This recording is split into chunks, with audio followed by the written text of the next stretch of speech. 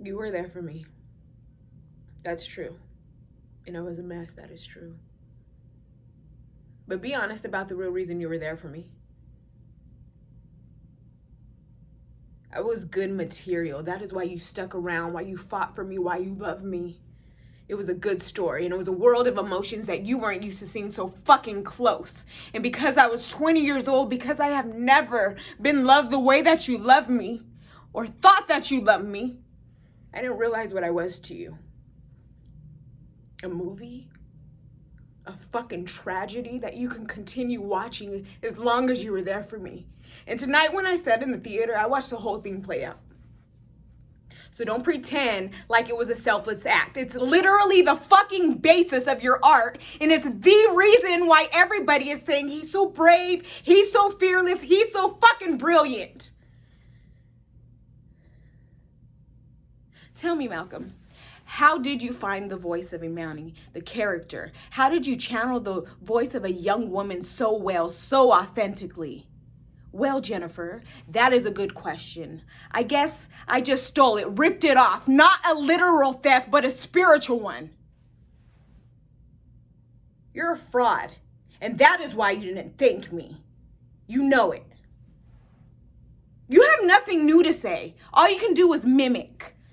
A fucking parrot, a fucking cockatoo. God forbid you ever be alone and have to think up another original idea. What are you gonna do, Malcolm? What are you gonna write? This?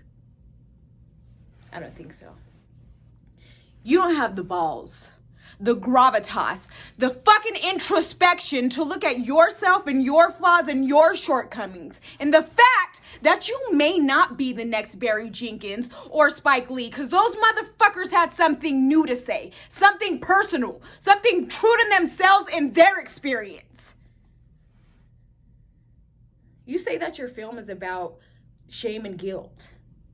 Whose shame? Whose guilt? What the fuck do you know about shame and guilt? You have 2 parents, no bad habits besides being a fucking prick, a college education. What the fuck do you know? Your father is a professor, your mother is a therapist, your sister works for a fucking think tank in DC. But out here, in these streets, these rich, smiling people think that you know what it's like to struggle. Give me a fucking break. You are more privileged than the white girl who works for LA Times that thinks that she's doing a public service by lifting your fucking mediocre ass voice.